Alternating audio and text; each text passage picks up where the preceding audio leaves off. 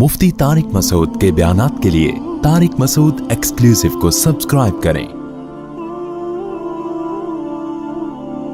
Tariq Masood exclusive.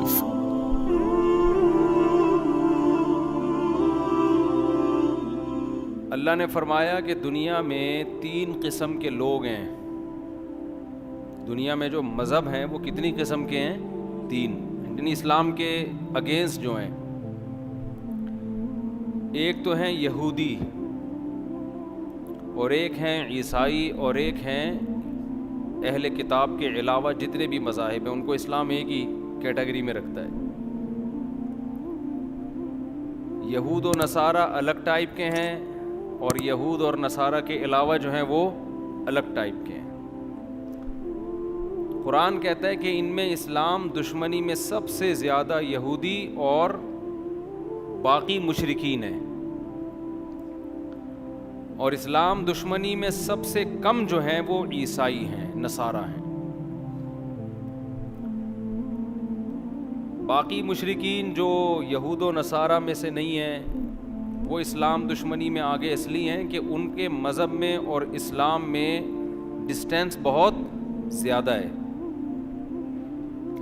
हज़ारों खुदाओं को मानते हैं, हज़ारों बुतों को मानते हैं। इस्लाम दावत देता है एक खुदा की। पैगंबरों को मानते ही नहीं है, किसी भी पैगंबर को नहीं मानते। यहूद व नसारा जो हैं ये इस्लाम के करीब हैं, इसलिए कि ये पैगंबरों के सिलसिलों को, आसमानी किताबों को, हलाल व हराम के कॉन्सेप्ट को भी मानते हैं। ये जन्नत जहन्नम का बिल्कुल वही कॉन्सेप्ट है जो हमारा है। इनकी किताबों में भी जहन्नम के बारे में वही कुछ लिखा है जो हमारी आसमानी किताबों में लिखा है। जन्नत के बारे में वही कुछ है जो कुरान में लिखा हुआ है। जितने तारीख़ी वाक़यात कुरान बयान करता है, कौम आद के, कौम समूद के, कौम नूह के और फ़िरौन के, यूसुफ़ अलैहिस्सलाम के, ये सारे वाक़यात इनकी किताबों में भी हैं। और वो नाम भी आपको मिलेंगे। आपने अंग्रेज़ों में देखा होगा डेविड, जोसेफ और जैकब। याकूब अलैहिस्सलाम को क्या कहते हैं ये लोग? जैकब। और सोलोमन और इस तरह के नाम जो है ना, किंग सोलोमन। लेकिन हिंदुओं में आपको, सिखों में आपको ऐसे नाम नहीं मिलेंगे। तो होना ये चाहिए था कि यहूद और ईसाई इस्लाम के सबसे करीब होते हैं, लेकिन कुरान ने कहा इनमें यहूदी सबसे बड़े दुश्मन हैं मुशरिकीन के साथ। वजह क्या है? वजह है यहूदियों की जेलसी, क्योंकि अल्लाह ताला ने अहले यहूद को नवाजा बहुत था। कल जो हमने सूरत पढ़ी थी उसमें मूसा अलैहिस्सलाम ने ज़िक्र किया, इज़ जअल फ़ीकुम अंबिया व जअलकुम मुलूका। ए मेरी कौम, अल्लाह की इस नेमत को याद करो, उसने तुम्हारे अंदर पैगंबर पैदा किए और तुम्हें ज़मीन में बादशाह बनाया। मुलूक, बादशाह भी तुम्ही में हुआ करते थे। व आताकुम मा लम यूति अहदम मिनल आलमीन, तुम्हें वो कुछ दिया जो जहान में किसी और को नहीं दिया। इल्म भी इनके पास, दीन का इल्म भी, दुनिया का इल्म भी। लेकिन इन्होंने, इनके अंदर एक तकब्बुर पैदा हो गया। ये कहने लगे कि कौम परस्ती पैदा हो गई। ये समझने लगे कि हमें जो अल्लाह ने इतना नवाजा है हमारी कौमियत की बेस पे, हालांकि अल्लाह ने नवाजा था अमल की बेस पे। अमल छूट गया। अब ये दावे कि हम चूँकि यहूद हैं हम जन्नत में जाएंगे, हम तो अल्लाह के माज़ अल्लाह बेटों की तरह हैं। कुरान ने कहा कि ये तुम्हारे दावे तुम्हारे खुद साख्ता हैं। तुमने पैगंबरों का इनकार किया, पैगंबरों को कत्ल किया, ख़ास तौर पर ईसा इब्न मरियम के साथ जो कुछ तुमने किया, फिर तुमने मोहम्मद सल्लल्लाहु अलैहि वसल्लम का इनकार किया। तो ये इस खुशफहमी में मत रहो कि अल्लाह तुम्हारे साथ अब वही मामला करेगा जो पहले किया करता था। तो इनको जेलसी हुई कि एक उम्मी पैगंबर जो ना लिखना जानते हैं ना पढ़ना जानते हैं, वो कौम जो जाहिल कौम थी, अरब तो जाहिल लोग थे, उनको हम अपना बाप कैसे बना लें? समझ रहे हैं? उनको हम अपना इमाम कैसे बना लें? कल तक तो वो हमसे पूछा करते थे। इस हसद की आग में भड़कने की वजह से उन्होंने इस्लाम दुश्मनी में सबसे ज़्यादा पहल की है। तभी आज देखें ना कि फ़िलिस्तीन पर कब्ज़े का दावा और हकदार عیسائی اپنے آپ کو نہیں کہتے، حالانکہ عیسائیوں کی بھی حکومتیں رہی ہیں، حضرت عیسیٰ علیہ السلام، حضرت مریم، یہ پوری تاریخ بیت المقدس کی وابستہ ہے عیسائیوں کے ساتھ، لیکن کوشش میں کون لگا ہوا ہے؟ یہودی۔ وجہ کیا ہے؟ وہ کہتے ہیں ہماری وہی خلافت جو پہلے تھی دنیا میں، اور بیت المقدس کے ذریعے ہم یہ مرکز تھا پوری دنیا کا، تو یہ بیت اللہ کیوں مرکز بن گیا، مکہ مکرمہ کیوں مرکز بن گیا، ساری دنیا وہاں کیوں جاتی ہے، یہاں کیوں نہیں آتی؟ سمجھ رہے ہیں کہ نہیں سمجھ رہے ہیں؟ تو یہ جیلسی، حسد جس کا نتیجہ یہ نکلا کہ وہ اسلام دشمنی میں سب سے آگے بڑھ گئے۔ اور قرآن کہتا ہے وَلَا تَجِدَنَّ أَقْرَبَهُمْ مَوَدَّةً لِلَّذِينَ آمَنُوا الَّذِينَ قَالُوا إِنَّا نَصَارَى، اس کے برعکس جو عیسائی ہیں وہ دوسرے مذاہب کی نسبت اسلام سے سب سے زیادہ قریب ہیں۔ وجہ کیا ہے؟ وجہ ان کے مذہب کی کچھ ایسی تعلیمات ہیں، ان تعلیمات نے ان کو ان برائیوں سے روکا ہے جو برائیاں یہود میں تھیں۔ بعض دفعہ مذہب میں کچھ ایسی چیزیں ہوتی ہیں کہ مذہب ان چیزوں کو بہت ہائی لائٹ کرتا ہے، تو اس سے کچھ خیر کی چیزیں آپ کے اندر رہ جاتی ہیں، غلط ہو کے بھی رہ جاتی ہیں۔ وہ چیزیں کیا ہیں؟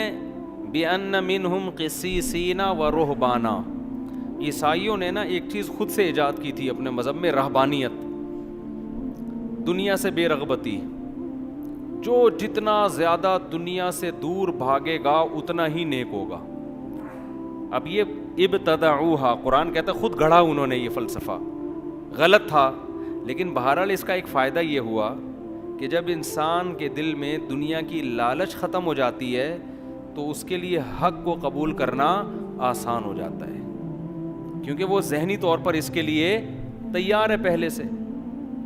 ہمارے والد صاحب ایک واقعہ بیان کرتے تھے کہ ہندوستان میں ایک پنڈت تھا، یا کوئی ہندوؤں کا کوئی بڑا تھا، وہ عجیب عجیب کمالات دکھاتا تھا نا، شعبدے، یہ کر دیا، یوں کر دیا، ایسے میز کو اوپر اٹھا لیا، ہوتے ہیں نا شعبدے۔ مسمرزم کا بڑا وہ ہیپناٹائز ہوتا ہے، ایک مسمرزم ہوتا ہے، دماغ پہ قبضہ کر لیتے ہیں۔ تو ایک بزرگ گئے اس کے پاس اور ان سے بولا کہ یار یہ تیرے اندر یہ کمال کیسے پیدا ہوا ہے؟ تو چیزوں پہ توجہ مرکوز کرتا ہے، وہ چیز اٹھا لیتا ہے، ٹھیک ہے نا۔ تو اس نے کہا کہ میں نے نا زندگی بھر اس کی کوشش کی ہے کہ اپنی خواہشات کے میں اگینسٹ چلاؤں، ہمیشہ میرا جو دل چاہتا ہے میں اس کے خلاف کرتا ہوں، کہ قوت ارادی مضبوط ہو جاتی ہے نا اس سے، جو میرا دل چاہے گا میں اس کے خلاف کروں، اس سے انسان کی قوت ارادی مضبوط ہوتی ہے۔ تو اس کا مجھے یہ فائدہ ہوا ہے کہ اس طرح جب میں کسی چیز پہ توجہ ڈالتا ہوں تو میرے ارادے کے ذریعے نا اس پہ کوئی ریز نکلتی ہوں گی، اب سائنٹیفک اس کی کیا حقیقت ہے تو اللہ ہی جانے۔ تو یہ میرے اندر ایک کمال پیدا ہو گیا، میں اپنی توجہ کے ذریعے ایسے چیزوں کو ہلا دیتا ہوں۔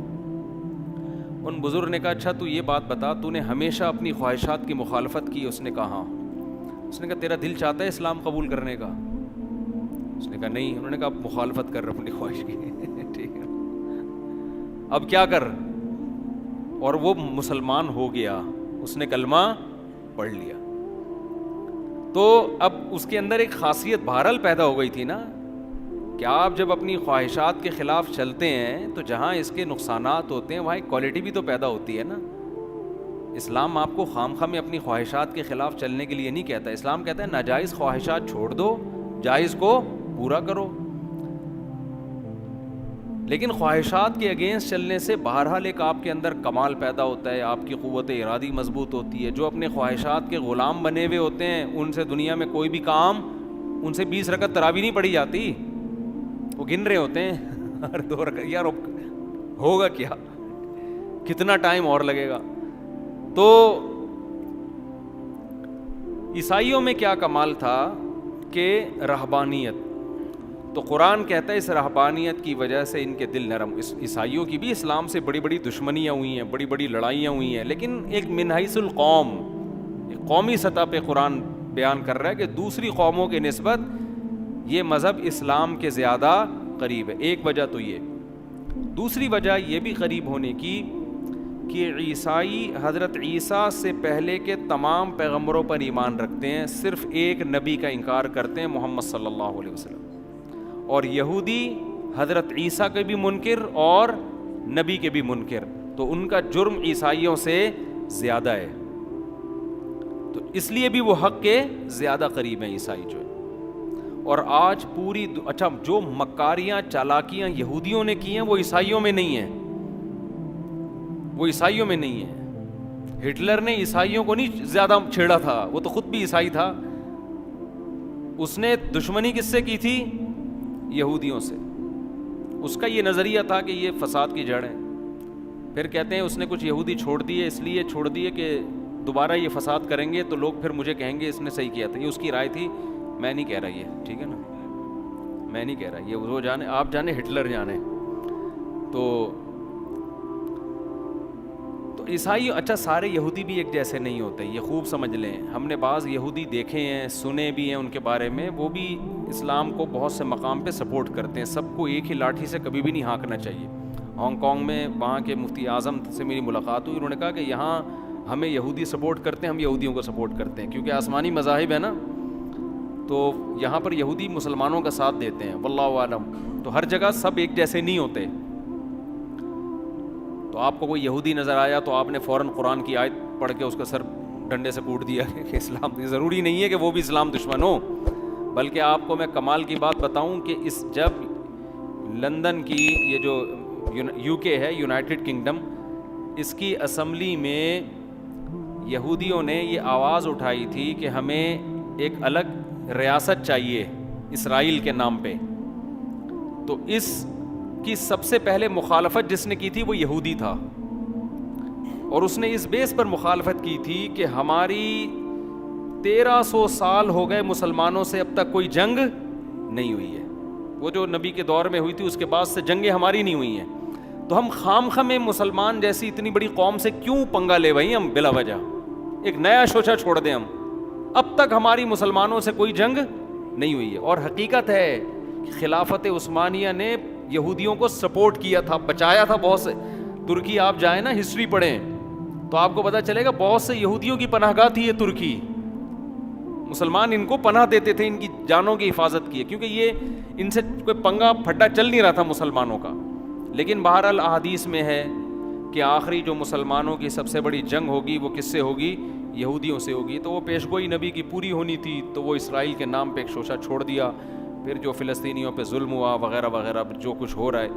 تو میں یہ عرض کر رہا تھا کہ عیسائیوں میں دوسری کوالٹی کیا ہے کہ یہ تمام پیغمبروں پر ایمان رکھتے ہیں. ان میں وہ چالاکیاں نہیں تھیں جو کس میں تھیں؟ یہود میں. یہی وجہ ہے کہ دنیا میں جو سب سے زیادہ مذہب قبول کرنے والی قوم ہے نا اسلام, وہ عیسائی ہیں. میں نے بھی اس کا مشاہدہ کیا, سب سے زیادہ عیسائی لوگ ہیں جو اسلام کو قبول کرتے ہیں. ان میں یہ ریشو دوسرے مذاہب کی نسبت سب سے زیادہ ہے. امریکہ میں تو آئے دن لوگ مسلمان ہو رہے ہیں, لندن میں بھی. ہمارے اتنی بڑی بڑی داڑیاں رکھتے ہیں وہ انگریز, بہت بہت زیادہ ہے اس میں. آگے اللہ نے فرمایا وَإِذَا سَمِعُوا مَا أُنزِلَ إِلَى الرَّسُولِ تَرَىٰ أَعْيُنَهُمْ تَفِيضُ مِنَ الدَّمْعِ. یہ اہل کتاب جو عیسائی ہیں, جب ان پر اللہ کی آیات تلاوت کی جاتی ہیں تو اے مخاطب تو ان کو دیکھے گا ان کی آنکھیں بہنا شروع کر دیتی ہیں. وجہ کیا ہے کہ یہ تورات پڑھ پڑھ کے نا یہ اللہ کے کلام سے مانوس ہو چکے ہوتے ہیں. جنہوں نے آسمانی کتابیں پڑھی ہیں نا, تورات اور انجیل, انہیں اللہ کے کلام سے کچھ نہ کچھ مناسبت پیدا ہوتی ہے. تو عیسائیوں میں جو پادری ہیں, جو حق پرست ہیں, جب وہ کلام اللہ سنتے ہیں تو قرآن کہہ رہا ہے کہ ان کی آنکھیں بہنا شروع کر دیتی ہیں, اور ان کو یقین ہو جاتا ہے کہ یہ وہی کلام ہے, بالکل اسی طرز کا کلام ہے جو اللہ نے موسیٰ کلیم اللہ اور عیسیٰ روح اللہ پہ نازل کیا.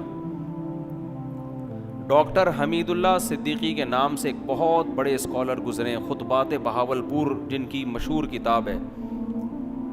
صدیقی ہیں یا نہیں؟ ڈاکٹر حمید اللہ صدیقی, شاید میں نے خود لگا دیا. ڈاکٹر حمید اللہ بہت بڑے اسکالر, حیدرآباد دکن کے تھے وہ. ان کی بڑی ریسرچ تھی کتابوں پہ, نایاب نسخوں پہ. تو ان کی تورات انجیل پر بھی بڑی ریسرچ, قرآن پر تو تھی. وہ یہ کہا کرتے تھے کہ آپ تورات کا یعنی جو موجودہ عہد قدیم اور عہد جدید ہے اس کا اور قرآن کا مطالبہ کریں نا تو آپ کو ان کا انداز بیان سیم ملے گا. یہ خود اس کی علامت ہے کہ یہ ایک ہی ذات سے نکلے ہوئے کلام. یعنی اتنی تحریفات کے باوجود بھی جو آیتوں کا انداز ہے اور کلام کا جو طرز ہے وہ بالکل سیم ہے, وہ بالکل سیم ہے. یہی وجہ ہے کہ نجاشی کے سامنے, نجاشی عیسائی بادشاہ تھا, جب حضرت جعفر طیار رضی اللہ تعالی عنہ نے نجاشی بادشاہ کے سامنے سورہ مریم کی تلاوت کی ہے. سورہ مریم سے یاد آیا, لوگ اکثر مجھ سے پوچھتے ہیں آپ کی تلاوت اپلوڈ کریں. ہماری تلاوت یوٹیوب پہ تراویح کی اپلوڈ ہوئی بھی ہے, آپ لکھیں گے نا مفتی طارق مسعود ریسائٹنگ آ جائے گی, وہ بار بار نہ کریں, کہیں ایک ہی بات, اپلوڈ ہوئی بھی ہے, سن لیں. سورہ قصص بھی ہے, سورہ مریم بھی ہے, تو جس نے سننی ہے, نہیں سننی تو وہ بڑے بڑے قاری ایک سے ایک پڑے ہوئے ہیں یوٹیوب پہ. تو بھائی تو حضرت جعفر طیار رضی اللہ تعالی عنہ نے جب سورہ مریم کی تلاوت شروع کی ہے تو نجاشی اور اس کے گرد جتنے پادری بیٹھے ہوئے تھے سب کی داڑیاں رو رو کے تر ہو گئی تھی. تو نجاشی نے اس موقع پہ کیا کہا تھا کہ اللہ کی قسم یہ وہی اسی جیسا کلام ہے جو اللہ نے عیسیٰ ابن مریم پہ نازل کیا. اسی کا قرآن تذکرہ کر رہا ہے, وَإِذَا سَمِعُوا مَا أُنزِلَ إِلَى الرَّسُولِ تَرَىٰ أَعْيُنَهُمْ تَفِيضُ مِنَ الدَّمْ, کہ جب یہ رسول پہ جو کلام نازل ہوا یہ سنتے ہیں, اے مخاطب تو دیکھے گا ان کی آنکھیں آنسوؤں سے بہنا شروع کر دی. یہ بھی بلاغت ہے قرآن کی. یہ نہیں کہا کہ آنکھوں سے آنسو بہیں گے, آنسوؤں میں آنکھیں بہنا شروع کر دیں گی. یہ بلاغت ہے. اتنا روتے ہیں, اتنا روتے ہیں جیسے آنکھیں بہتی چلی جا رہی ہیں. تو بہت ایسے واقعات ہیں قرآن پڑھ کے رونے کے. غیر مسلموں نے سنا, حضرت عمر نے سنا, کیسا دل پگھل گیا ان کا. نجاشی نے سنا, اس کے پادریوں نے سنا. آپ کہہ سکتے ہیں مدینہ کے جو لوگ تھے وہ کیوں نہیں روتے تھے, جو دشمن تھے. یاد رکھیں جب آپ کے دل میں کسی کا بغض پیدا ہو جائے نا, ایک دفعہ کینہ پیدا ہو جائے, پھر آپ دلائل کو سائڈ پہ رکھ دیتے ہیں, پھر آپ ہمیشہ اس کے خلاف کوشش میں لگے رہتے ہیں. آج جو مسلکی اختلافات ہیں نا, 8 رکعت تراویح, 20 رکعت تراویح, رفع الیدین, ٹانگیں چوڑی ٹانگیں پتلی, ان کا بھی مسئلہ سارا یہی ہے. نام ہم سب قرآن و حدیث کا لگاتے ہیں لیکن سب کا مطلب اپنی ٹھڑک پوری کرنا ہوتا ہے کہ اپنے مسلک کی ٹانگ کو اونچا رکھو, دوسرے مسلک کو, ورنہ پتہ ہوتا ہے کہ یار دلیل ادھر بھی ہے اور ادھر بھی ہے, لیکن اپنی والی دلیل کو دلیل کہنا ہے, دوسرے والی کو کہنا ہے 100% غلط. یہ ٹھڑک چل رہی ہے آج کل مارکیٹ میں. لیبل کیا لگایا جا رہا ہے, قرآن و حدیث کا, سمجھ رہے ہو نا, لیبل قرآن و حدیث کا. کیونکہ ہمیں تو صبح و شام تجربہ ہوتا ہے. جب آپ دلائل دینا شروع کرتے ہو تو نہیں یہ ضعیف ہے, یہ یوں ہے تو یہ یوں ہے, خام خواہ کے فتوے ٹھوکنا شروع. اور کمال کی بات یہ کام وہ لوگ زیادہ کر رہے ہوتے ہیں جو خود کو مسلک پرست نہیں کہتے. وہ لوگ یہ زیادہ کر رہے ہوتے ہیں جو کہتے ہیں ہمارا کوئی مسلک نہیں ہے. اس سے پتہ چلتا ہے آپ کا تو ایسا مسلک ہے کہ آپ اس کے علاوہ سب کو جہنمی سمجھتے ہو.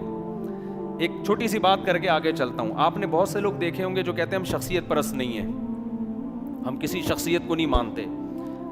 99.9% میں نے ایسے لوگوں کو ایسا شخصیت پرست دیکھا ہے کہ آپ کسی صحابی کو برا بلا کہہ دو ان کو غصہ نہیں آئے گا, ان کے باپ کو آپ ذرا سا برا بلا کہہ کے دیکھو ان کے منہ سے جھاگ نکلنا شروع ہو جاتا ہے غصے میں. ٹھیک ہے نا. یہ کہتے ہیں کہ حضرت معاویہ پہ بھی اعتراض ہو سکتا ہے, حضرت ابو سفیان پہ بھی ہو سکتا ہے, بڑے بڑے صحابہ حضرت عثمان پہ بھی ہو سکتا ہے, لیکن ہمارے باپ پہ اعتراض نہیں ہو سکتا. سمجھ رہے ہیں.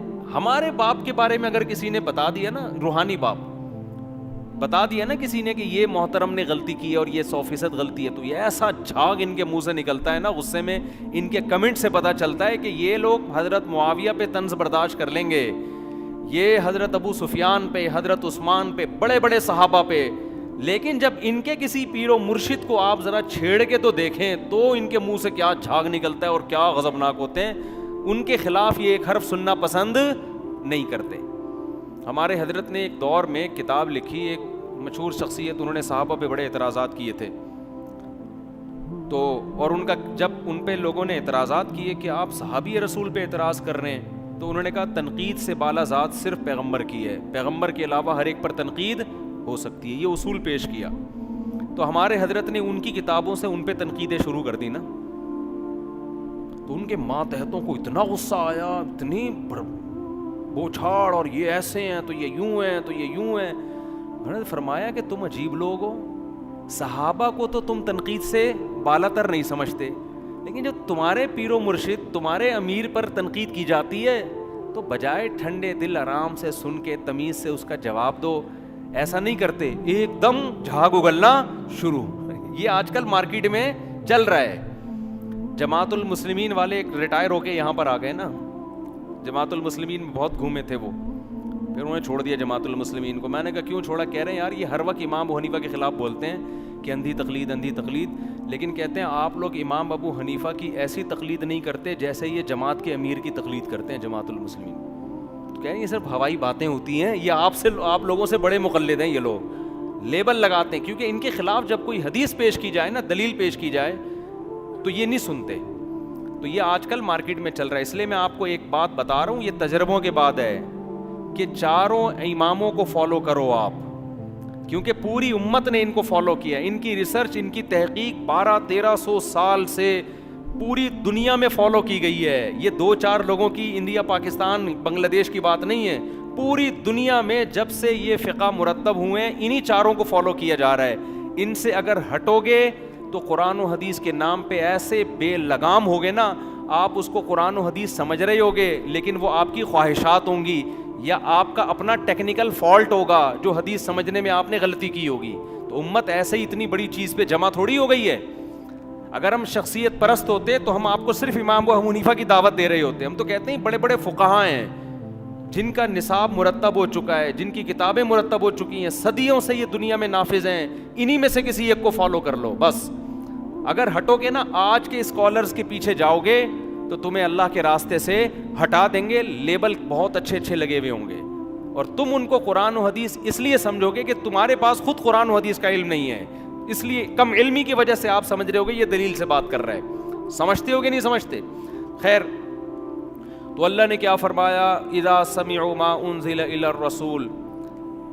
قرآن سن کے رونا جو ہے نا, یہ ہمیشہ سے اہل اسلام کی بھی عادت رہی ہے, جو غیر مسلم سنا کرتے تھے ان کی بھی. میں جب ملیشیا میں تھا تو ہم کہیں گھومنے پھرنے کے لیے نکلے تو ساحل سمندر پہ میں نے 2 عیسائی دیکھے, کوئی بیٹھا ہوا دم کر رہا ہے ان کے اوپر نا. میں گیا انٹرویو لینے کے لیے ان سے, میں نے پوچھا کیا ہے, کیا کر رہے ہیں؟ انہوں نے کہا یہ سورہ رحمان پڑھ کے ہم پہ دم کر رہے ہیں. کوئی مولوی صاحب تھے. تو میں نے کہا آپ کا مذہب کیا ہے؟ انہوں نے کہا ہم عیسائی ہیں. تو میں نے کہا آپ تو عیسائی ہیں تو سورہ رحمان کا دم کیوں کروا رہے ہیں؟ تو انہوں نے کہا ہم جب قرآن کا دم اپنے اوپر کرواتے ہیں نا کسی بھی مولوی صاحب سے یا کہیں سے بھی, قرآن کی آیتیں, تو ہمیں سکون ملتا ہے اس سے. تو یہ قرآن کے مزاج میں یہ چیز داخل ہے, قرآن کی روح میں یہ چیز داخل ہے کہ اس کی تلاوت انسان کے دلوں کو سکون دیتی ہے. آج تو لوگ سمجھتے نہیں ہیں نا کیا پڑھا جا رہا ہے, اس لیے اثر ہی نہیں ہوتا. تو قرآن کو سمجھنے کی کوشش کرنی چاہیے. صحابہ کے ایسے واقعات ہیں, حضرت عمر رضی اللہ تعالیٰ عنہ فجر کی نماز میں جب تلاوت کرتے اتنا روتے, بعض دفعہ کہتے ہیں رو رو کے گر جایا کرتے تھے, بیمار ہو جایا کرتے تھے. حضرت عکرمہ رحمہ اللہ تعالیٰ جو حضرت عبداللہ بن عباس کے شاگرد ہیں, قرآن کی تلاوت سے پہلے اس کو آنکھوں سے لگاتے اور کہتے ہذا کلام ربی ہذا عہد و منشور ربی, یہ میرے رب کا کلام ہے, یہ معمولی کتاب نہیں ہے, اور یہ میرے رب کا عہد نامہ ہے, منشور ہے, میرے رب نے اس میں قوانین بیان کیے ہیں, منشور ہے یہ, میرے رب نے اس کتاب میں مجھ سے کچھ معاہدے کیے ہیں. تو یہ اتنی عظیم کتاب ہے جس میں میرا رب مجھ سے کہہ رہا ہے تم اپنی ذمہ داری پوری کرو, یہ کرو, اور میں اس کے بدلے میں تمہیں یہ دوں گا. تو اتنی عظیم کتاب ہے, پھر اس کو آنکھوں سے لگاتے, اس کا بوسہ لیتے اور پھر رونا شروع کر دیا کرتے تھے. تو ہمارے اسلاف نے اس کی بڑی قدر کی ہے. آج ہمارے گھروں سے قرآن نکل گیا ہے, بچوں کو سکھانا بھی چھوڑ دیا ہے. سیکھ جاتے ہیں مدرسوں میں, کہیں اسکولوں میں, تو تلاوت ہی نہیں کرتے, پورے سال قرآن بند رہتا ہے.